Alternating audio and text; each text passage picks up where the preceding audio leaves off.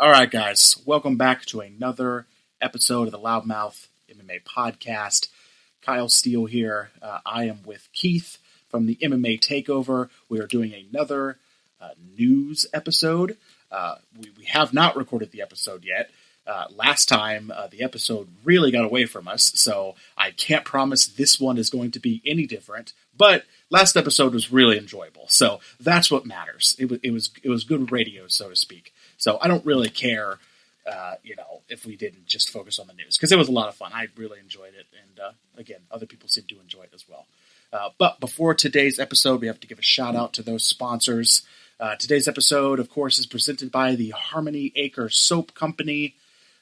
Go to getsmelly.com, enter code LoudMouth10 at checkout to get 10% off your entire order. Please go support them. They're a fantastic grassroots company. I suggest, of course, buying their soap because that's probably what they're the most known for. But again, their deodorant, I'll push it every single episode. Their deodorant is fantastic. It's the only deodorant I use anymore. It is an all-natural deodorant. You cannot go wrong with an all-natural deodorant. What else? Again, they have good lotion, too. It's hard to find lotion that isn't greasy, and so that's why I don't use lotion, but I feel like this is better than most. It's still a little greasy, but I don't think there's any way around it. I just think lotion in general is greasy for me. That's why I don't really use it. But anyway, the Harmony Acre Soap, I was getting away from me a little bit. The Harmony Acre Soap Company, again, it's getsmelly.com. Enter code LoudMouth10 at checkout to get 10% off your entire order. And of course, the Voball.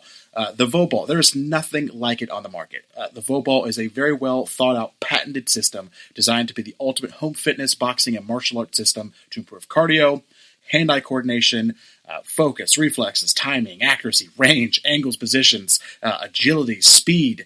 Again, it is for any size room, whether it's an office or it is your living room. It hangs from the ceiling. It's removable, so it doesn't sit there all day. You can adjust the height. Say you're 6 feet tall. Say you're 5'1". You can adjust the height. Doesn't matter. Again, it doesn't have to sit there all day. So if you put it in the middle of your living room, you can take it down every day. It's not just going to sit in the middle of your living room. But go to thevoball.com to learn more. It's a fantastic product. I know I use that word fantastic a lot, but trust me, it is a fantastic product. It's for kids, adults, athletes. If you're trying to lose weight, if you're trying to train hand-eye coordination, doesn't matter. If you're trying to train boxing, kickboxing, whatever you want to do with it, it's a great product. Definitely go try it out. All right, guys, I will stop rambling. Please enjoy the episode. Today, again, Keith from the MMA Takeover.com, another edition of the news podcast. Enjoy. You got a gun, you got a big gun, you got a gun, it's not a real one, and all you ever think about is running away, all you ever think about is trying to stay away from me.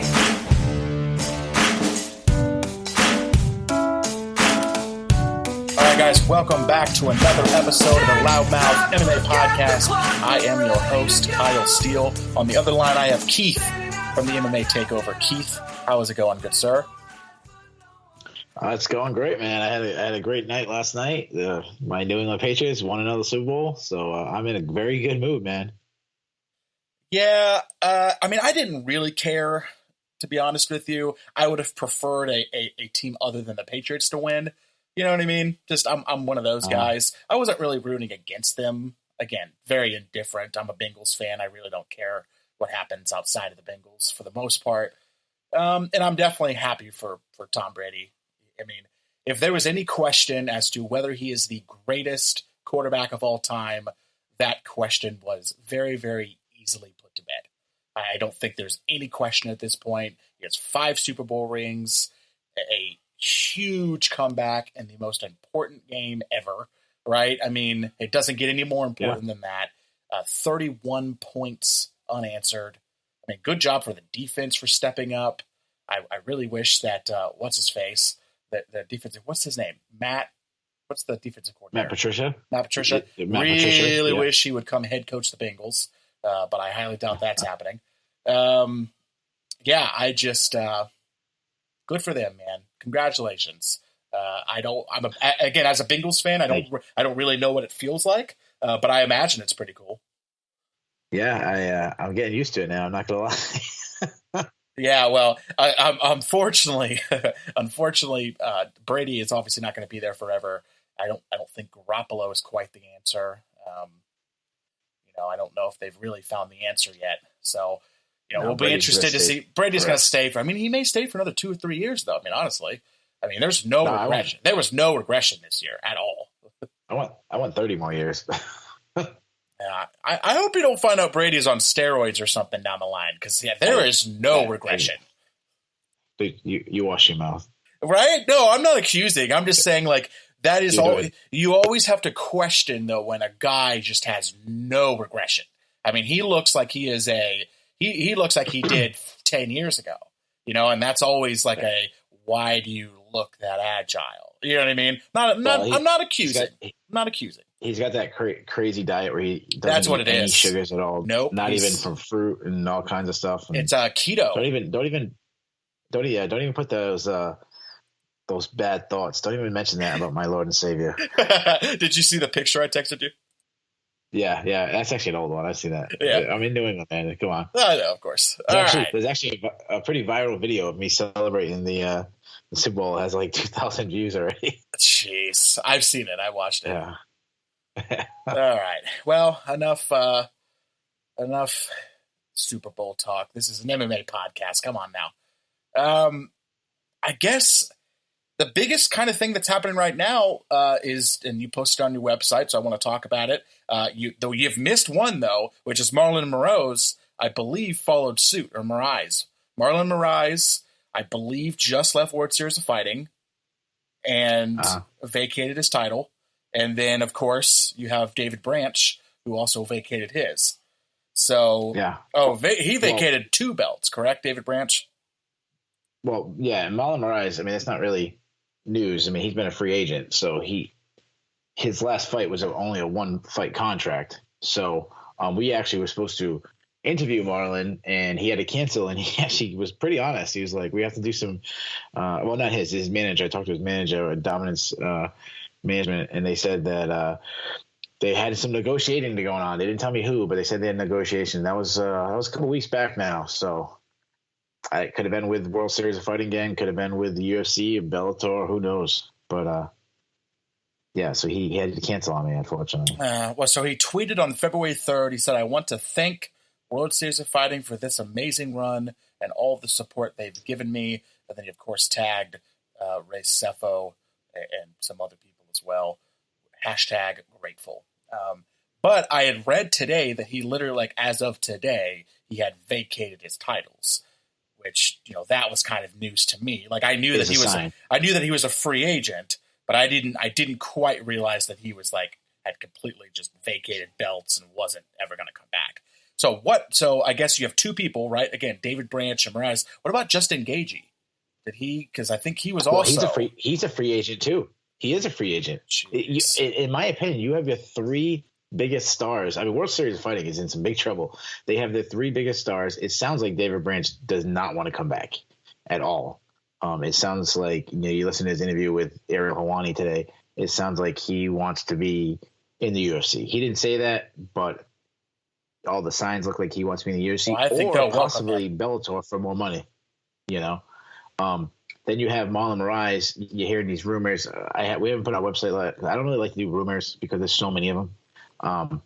Usually, when we put something on our website, it's pretty set in stone. I'm pretty confident that it's a done deal. One of them was Ali, who I talked to about the negotiation. He's coming out saying that they're close to having a deal with Jimmy Rivera. Fight with Jimmy Rivera, April 8th in part of the Buffalo. Oh, wow. Yeah. That Buffalo card where was headlined with Daniel Cormier and Anthony Johnson, but that's just a rumor. He's saying that they're talking about it, and from what I've read from other websites, not our website, and I haven't talked to him myself. I've actually texted him; he hasn't answered me. He kind of answers in smiley faces and thumbs up and things like that, so it's kind of read between the lines. Yeah. But he. Or I don't even say him. It could be someone else in the team. It's that Dominance Management team. But yeah, they're saying they're lobbying for a fight with Jimmy Rivera. So that doesn't mean that Jimmy Rivera is going to take that. That doesn't mean the UFC wants that. It means that they want it. And that would be a fantastic fight, by the way. I completely agree. I really like Marlon Moraes. Probably more so. I like Justin Gaethje. I'm a huge fan of Justin Gaethje. Oh. I mean, I would love to see him. Well, Gaethje is probably the most exciting of the three because of his style of fighting. He is just a get in your face brawl. Willing to take 5 punches to land one of his own. His defense is very worrisome. He comes out of, I guess they say he has really bad vision. Like wears these big like glasses. He's not fighting and he can barely see. But he's exciting. And his last fight, who did he go against in his last fight? He ended up winning. Talking about Gaethje? Yeah, he fought in New York City. That? I don't remember. Weren't you there? No, so I had tickets, but I wound up not being able to go. Oh, okay. Yeah, unfortunately. Oh, okay. But it was Firmino. Oh yeah, Luis Firmino, old Buscape, the old Pride vet. In my opinion, he was losing that fight when the fight got stopped. It got stopped between the third and fourth round by doctor stoppage. Yep. By a cut, and I think I scored it 2-1 at that point for Firmino. I don't really remember back then, but I remember having a big discussion with a friend that was adamant that Gaethje was winning, and I was adamant that Firmino was winning. Yeah, I've heard a lot of people say the same thing, but nevertheless, I mean, Gaethje is because that's another guy. I mean, I hope the UFC kind of gets all three of them, but there's no way that's going to happen. Well, one of those three, not more, is going to Bellator. We just don't really know who. It would make more sense for David Branch to go to Bellator because he's 35 years old. 36. 36, yeah. It would make more sense for him to go to Bellator, in my opinion, and the younger guys to go to the UFC. That's kind of how I see it. So Gaethje and Moraes, I think, head over to UFC, and then Branch. I mean, Branch's last loss is Anthony Johnson. Yeah, and it went to a decision. Yep. And he was giving up a lot of size to Johnson. The thing about Gaethje is one of these guys is going to have to stay in World Series fighting. I expect one of them to. Moraes, I mean, it sounds like he's going to the UFC. It'd be crazy. It looks like Branch is up the door. So I'm thinking of the three, the most likely to be back is Gaethje. Well, because he's kind of the face. He's kind of the face of the World Series of fighting, anyways. Yeah, and that's the guy that we haven't heard a whole lot about. Yeah, that's also. But if you think about it, I mean, that's who they think is the biggest star. I mean, you look at the New Year's Eve card when they had this loaded card. They had him fighting in the main event. That was the guy that they thought headlined over Branch, who's a 2-division champ. Yeah. Another thing you got to think about is their welterweight champion, John Fitch, is talking about retirement. Yeah. So they could lose 5 of their champion, 4 champions in 5 weight classes from one show to the next. I mean, that's crazy. Nuts, man. And Justin Gaethje, for those of you who don't know, you should go look him up. I mean, he's 17-0. And he's 17-0 with a lot of stoppages. He's not 17-0. Yeah, so he has 14 KOs, 1 submission, 2 decisions, no losses. I mean, that is we have a very exciting fighter. We have him ranked in our honorable mention. And I know I've explained how our rankings work. Our rankings is all the guys who submit to the rankings. We average ours together. Anybody who is nominated but doesn't end up in the overall top 10 average will be in our rankings. And Gaethje's in our honorable mention, and you could easily make an argument for him to be in our top 10. I mean, you take the bottom end guys in our top 10, 8 through 10 right now is Michael Chandler, Michael Chiesa, and Michael Johnson. You could make strong argument for Gaethje over all 3 of those. And so he's a very exciting. I mean, he whether he's going to win, he's going to lose or not. If he came to the UFC, I don't view him as a true title contender. I think his defense would be bad, especially against the big punchers in that division, Conor McGregor, a Edson Barboza, even a Michael Johnson. But he will be exciting. He is kind of a better version of Diego Sanchez. Is probably the best I could describe him to people. Where watch out, he's coming out, he's come guns blazing, and it's going to be fun. So, can I take issue with your rankings real quick? No, yeah. Well, hold on. You got to remember that the rankings is an average, so For they're not sure. necessarily. Oh, this is. I can tell you my personal rankings. If Well, you want. I just want to know whose fault it was that Dustin Poirier wound up in the honorable mentions. You're thinking he shouldn't be in the honorable mentions. He shouldn't be anywhere near that top 10. Yeah. So that's I don't know. There's a bunch of those, and probably not Benson Henderson either, if we're being honest. But I guess I could understand. I could at least understand how Benson Henderson could crack a top 10. I can't understand how Poirier could crack someone's top 10. It's got to be. Usually, what I do is it's a little behind the scenes. So we rank them all together. If there's one guy that comes out of nowhere, if someone ranks someone, no, that's what I'm saying. Who's that guy? Lead me to that guy. Well, if there's a guy who throws somebody out of nowhere, I kind of just say, okay, we're not putting that guy in the top 10. If I'm being honest. Yeah. But the more they go, the less you see them. Like the more we do this, the better we're getting at this.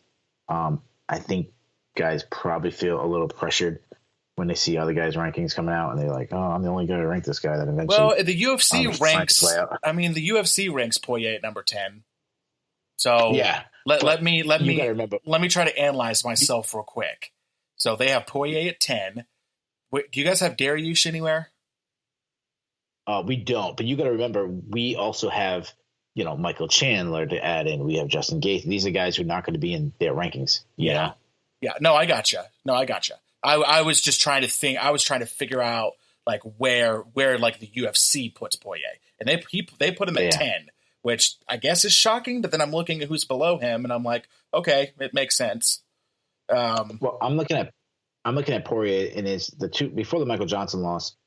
He had wins over Joseph Duffy and Bobby Green. Those are two solid wins. I mean, Bobby Green, he took them all in the first round by knockout. Indeed. Those are solid wins, but I agree with you. I don't have. Let me pull up my personal rankings. I actually go a little deeper than 10. Because I'm a super nerd, and this is my whole life. I would probably. I'm surprised that Dariush didn't wind up in anybody's honorable mentions. That's probably the most surprising. Yeah, I wonder who I have ahead. I'm going to pull it up real quick. You want to kill some time? Oh yeah, dude, I got it. Let me look at kind of some of your other rankings, so that way I can see if there's anything else. So the MMA Takeover has, for the heavyweights, the top 5 is Stipe, Verdum, Velasquez, Overeem, Dos Santos. The only person they have that's not in the UFC is Minakov, who I actually do not know a lot about. I need to watch some of his stuff. In the light heavyweights, they have Daniel Cormier, Anthony Johnson, Ryan Bader, Glover Teixeira, Phil Davis. They finish it off with Gustafsson, Manawa, St. Preux, McGeary, and Quentin Jackson. Honorable mentions of Serkinov, Corey Anderson, Krylov, Ilir Latifi. This is probably more interesting to me. It's funny that Ryan Bader's at number 3 because it actually makes sense, which is crazy. Like, when I first saw that, I was like, Ryan Bader's not in the top.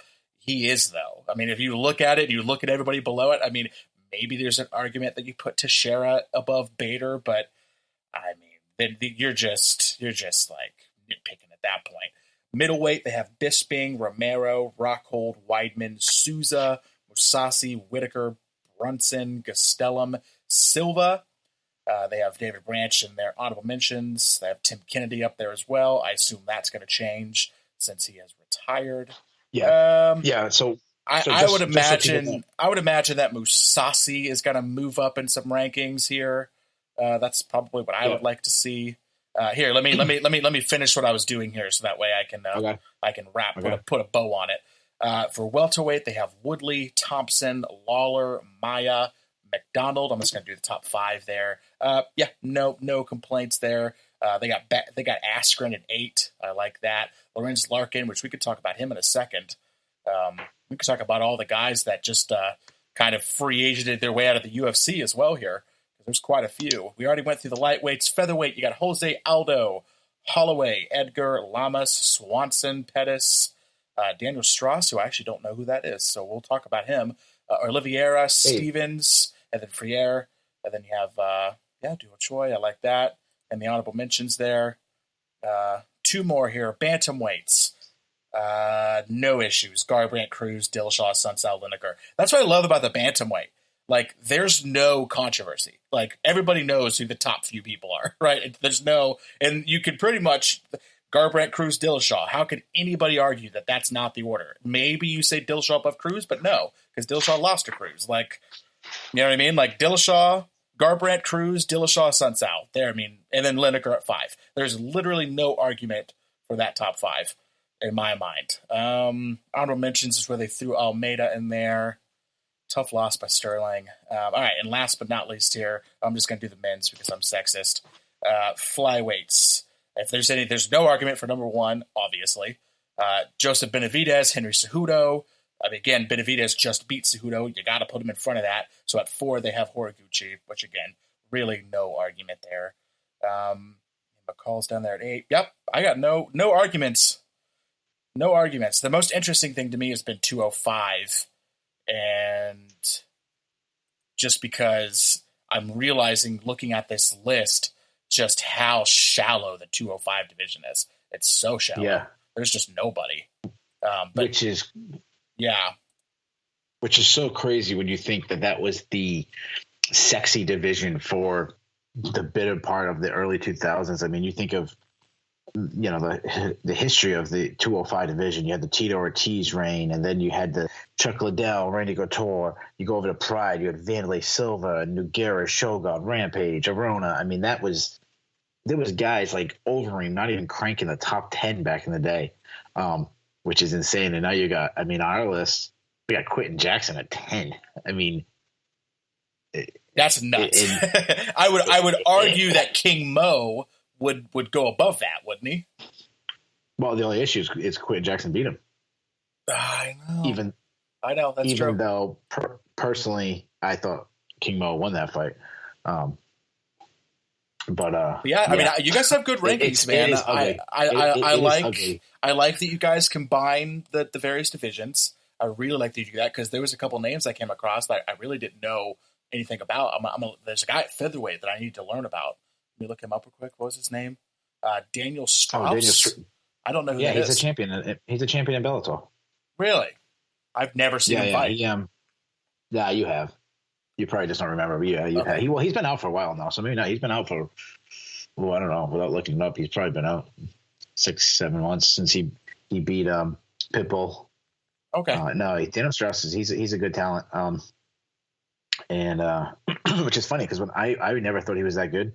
But just to wrap up, we were talking about my top 10 personally for 155 is Conor McGregor, Khabib, Tony Ferguson, Eddie Alvarez, Dos Anjos, Barboza, Nate Diaz, Michael Chandler, Michael Johnson, and then my number 10.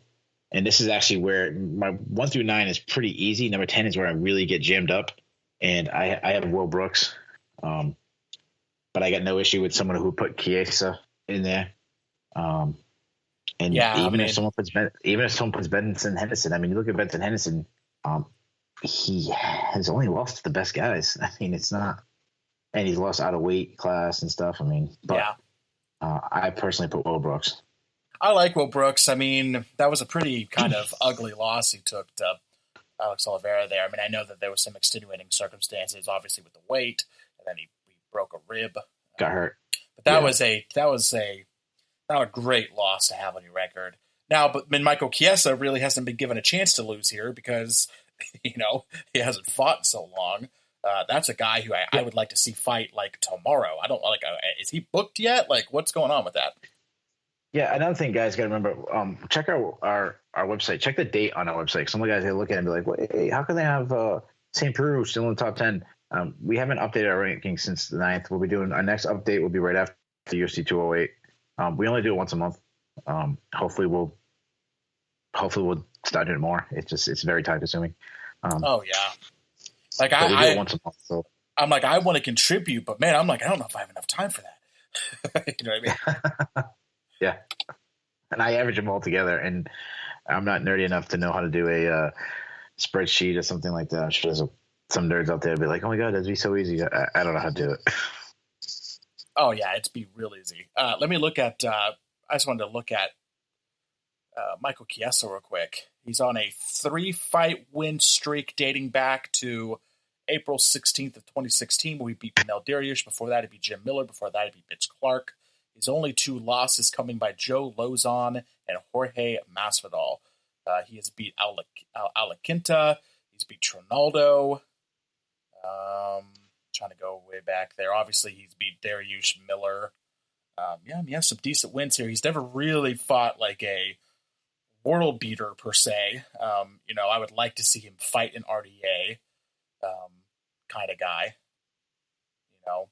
That's but I would be just afraid that RDA would get smashed there and just be done. I mean, he's already pretty good. No, he's going up to 170. RDA is done with 155. He's going up to 170. And there's a line. There's a line of guys that want a piece of him. I know Tariq Safadine has called for that fight. I would pick RDA there. A couple like this. Yeah, I'm trying to think of the other guys that called him out. We don't really post call-outs as news. No, but that's what's great about this podcast, right? This is where the rumors and the call-outs, this is the space for that. So any rumors you got, buddy, plop them up here, man. This is the place to do it. Yeah, I'm trying to think. When he announced that he was going up, there was a big rush for people that was calling out Dos Anjos. I'm trying to think who's the other guy, someone else that called him out, and I was like, I think Dos Anjos wins that one too. I can't remember who it was. Yeah, I mean, I think he's going to do pretty well at 170. Yeah, I mean, who knows? I mean, Donald Cerrone did all right for a while, and a lot of things. Going talking about Donald Cerrone is the guy who beat him, Masvidal. He was been a lightweight forever, so he moved up in weight too. People forget about that.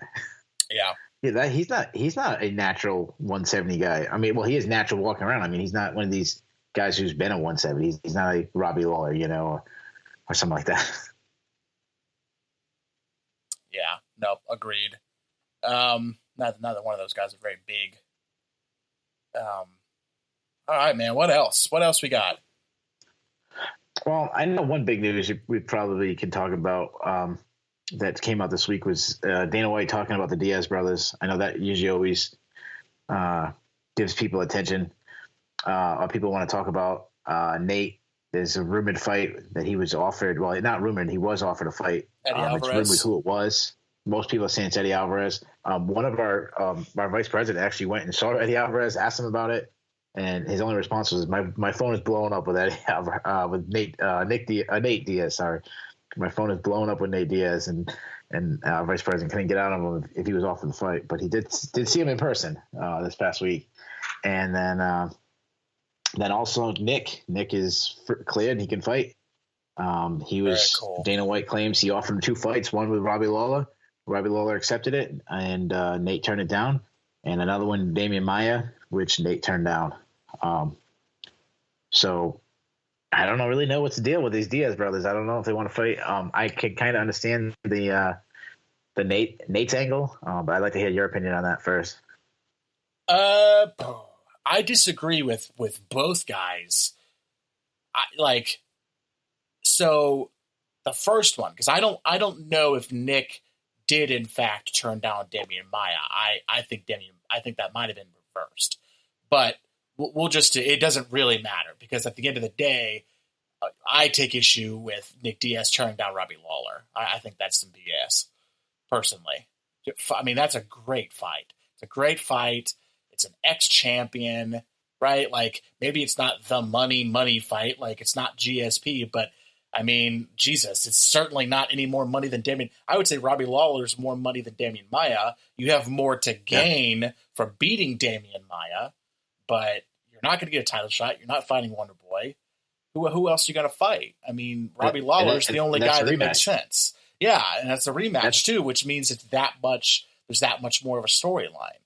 So I don't know why. Why would you turn that fight down? I wonder what the rationale is. He's not going to get a better fight than that. I mean, here's what he might be doing. He might be doubling down and saying, Conor's not coming back for a while. You guys are going to have to bring back GSP. And when you do, that's the fight I'm going to get. So maybe he's doubling down. Well, I want to talk about this Nate Diaz craze. I never realized I haven't been a guy who's been in forums in a very long time.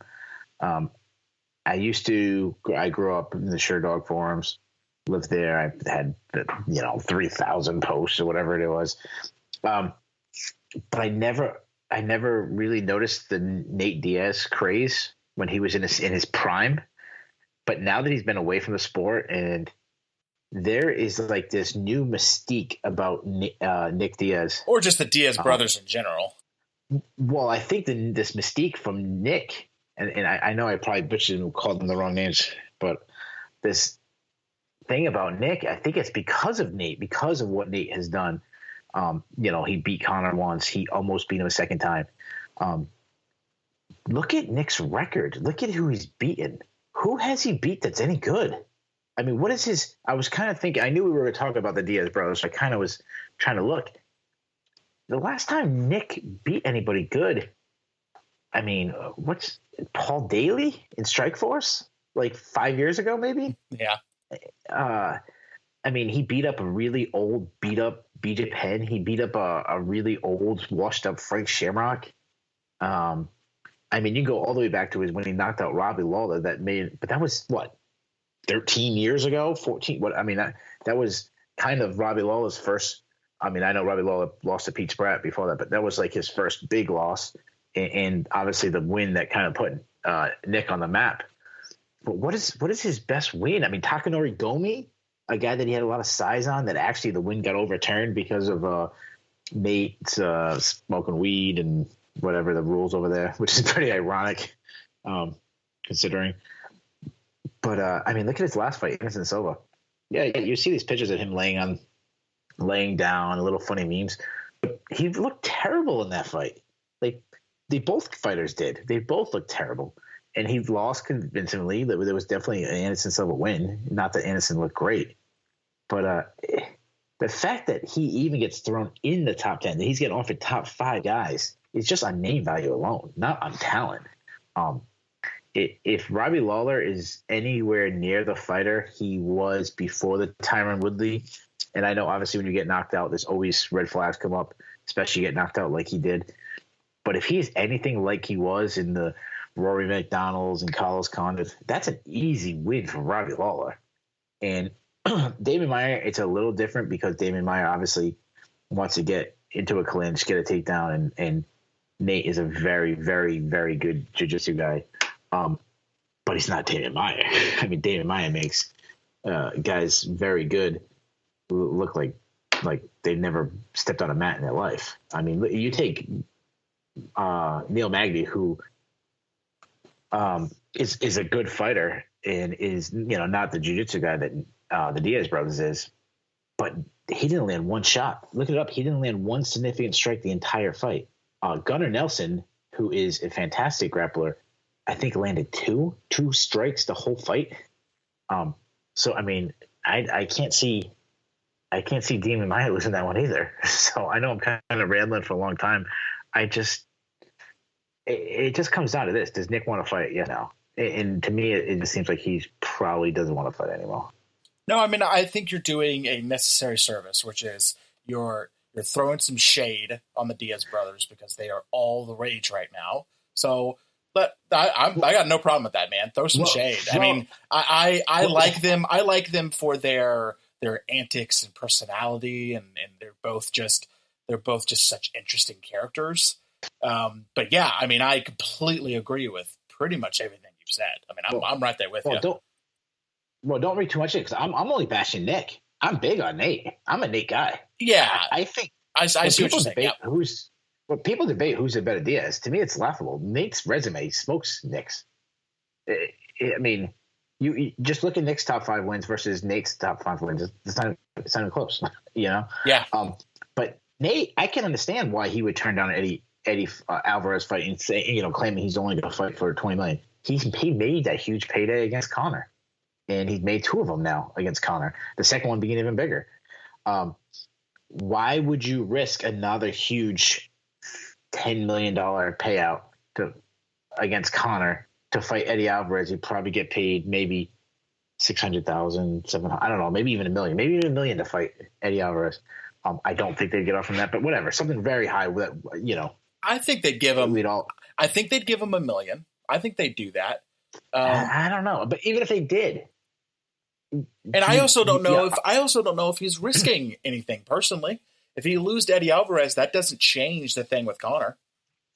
well, I mean, it obviously would. If he wins, it fast tracks it. If he beats Eddie Alvarez, that fast tracks a Conor fight and really gives that credence. You know what I mean? Like it really, like you go, okay, this isn't just a ruse. Like there really does need to be a third fight. Like he just beat the guy who was just the title holder, who was the last person to lose to McGregor. Like, right? Like in the pecking order. Like if you beat Eddie Alvarez, that's your direct line there again. Okay, but say McGregor fights at the end of the year, he's got to have to fight the winner of Ferguson and Khabib. 100%. If McGregor wins, he has to fight Nate next because he beats, say Khabib wins. He beats Khabib. Khabib knocked out Ferguson, so he's not going to be in line. And then after that, you have who else are you going to give? I mean, you're not going to give Edson Barboza the fight. You're not going to do Eddie Alvarez rematch. I mean, there's nobody else. You have to give Nate the fight. Nate's going to probably get it anyway. Is what your argument is? Okay. Yeah, but but if he loses, it puts a stain on it. It puts a stain on it. Or if Khabib or Tony Ferguson upsets McGregor and McGregor continues fighting, who would you put him against? I mean, he's got to work his way back to the title. They'd have to do the trilogy. So just sitting on the sidelines, he kind of, in my opinion, guarantees himself the fight against McGregor anyways. Yeah, makes sense. And again, I think given how kind of like, to as a continuation of the last episode, given how little they pay their fighters, I have no problem with people doing shit like this. I mean, do what you got to do for the best of your career. I mean, until the UFC starts paying the fighters better, this is the kind of shit you're going to see. Yeah, I just can only imagine what your listeners are thinking about. Think what I've done in the last 2 weeks. Oh, just today's episode. Last week I bashed Conor McGregor. Now you're bashing the Diaz brothers. Specifically Nick. I bashed Nick Diaz, and I started the show by pumping the New England Patriots. I got to be the most hated commentator or media member in the entire MMA world. What's your stance on killing cats? I know. You're all for it, correct? Yeah, of course. Yeah. I mean, and while you're at it, throw some dogs in there too. Yeah, it was the puppies specifically. Yeah. All right, Keith. This time we'll wrap it up a little sooner, so that way we're not just ranting. Before we go, Conor McGregor, Floyd Mayweather, Ronda Rousey. We got to make sure we say the names. Got to make sure we hit the algorithm. Right. Let the SoundCloud algorithm pick those words up so it pushes the episode ahead of everything. So I also heard if you say Ronda Rousey 3 times that something magical happens. I don't know. say it 3 times and click your heels. You instantly become a terrible boxer. Right. All right. Plug your stuff, my friend. Yeah. All right. One thing I want to plug is a new writer we have, Nick Portelli. He's absolutely killing it. He's hustling. He just started with us last week. One thing we do a lot of interviews. We got a lot of interviews coming up. Some we've already recorded. We have one with Ryan James that'll be coming out soon. He fights next. I love Ryan James. I love Ryan James. And a couple other guys we got coming up. We have an interview. We already recorded Guy Mesger, who's a legend in sport. One I'll talk through. And we have one with Matt Lilland that he broke a really serious news. I've been dying to get this one out. I'm hoping. I can't wait. Matt Lilland's a great interview. We got Dan Severn coming in. But we also have a lot of written interviews now that Nick is doing. He's doing a lot of up and coming guys. He just did one with Ray Sears, who's a talented heavyweight. He just did one we just put on the website with David Rickles from Bellator. And he's got a bunch more coming in. So yeah, Nick is doing really good stuff. He just wrote The Great Debate last week, which is 2 guys debating out the main event, and he had the Korean Zombie winning. So we have that. We have the trivia of the week coming up tomorrow. Fight of the week. You'll find out who won our fight of the week. That'll be on Wednesday. Our Outside the Octagon will be Thursday. Another great debate on Friday. What else we got? We got we got staff predictions. We got to get you in on those. Get your predictions on the website, and so much more stuff. Follow us on Twitter. I've been really trying to pump up our Twitter.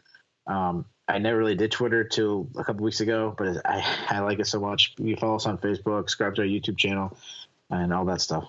So this episode isn't going to be. This episode won't be out by the time it'll be out after your trivia question. Do you already know what your trivia question is? I actually don't. I probably usually I try to think of one in advance, and this could sound awful, man. I was wrapped up in the Super Bowl this week, man. So I'll think of one before I go to bed, and I'll have it up early tomorrow morning, or when they get times people listen to this, it'll already be on the website. Yeah, that's what I was saying. By the time they listen to us, it'll already be there. So, but that's all right. You spoiled the fun. All right.